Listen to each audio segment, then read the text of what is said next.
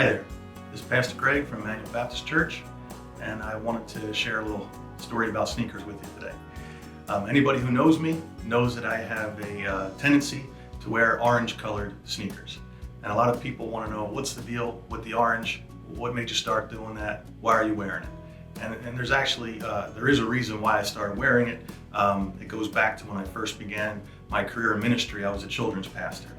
And there was a curriculum that I chose to use. It was called the Orange Curriculum, but the reason I chose that was because I liked the strategy behind it. And it talked about the idea of combining influences to make a greater impact in the life of a child. And the two influences that it talked about was, first, you had the influence of red, indicated by the red sneaker. Red, if you look at it, it makes you think of hopefully a heart, love, and love is based in the family. And the idea is one influence in a child's life is obviously strongest coming from the family. And hopefully the family is doing their best to point their children towards the Lord. The other influence that it mentioned in the strategy was that of yellow. You look at yellow, what's it make you think of? The sun, light, and the church is supposed to be the light of the world. The idea behind the strategy of that curriculum is what I really enjoyed.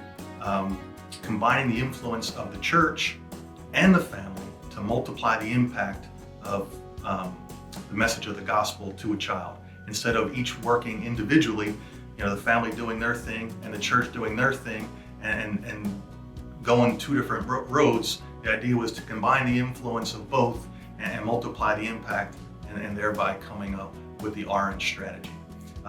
So I started wearing both one red, one yellow sneaker, and then I would wear orange sneakers with the idea to get people to come up and ask me why I was doing it so I could tell them about that. But as I continued to wear them even now, every time I look at those orange shoes, I think about influence. And I can't help but reflect on, I'm constantly being influenced by the things and the people around me, but who should I be allowing to influencing me most? And I'd like it to be Jesus all the time, and most of the time I'd like to say that's true, but it's not always. But when I look at the shoes, I'm reminded to allow Jesus to be influencing me. But the other thing I realize is I'm always influencing someone else. Whether it's my own children, the people I work with, or just those people I come in contact with, I always have an influence on someone else for good or for bad.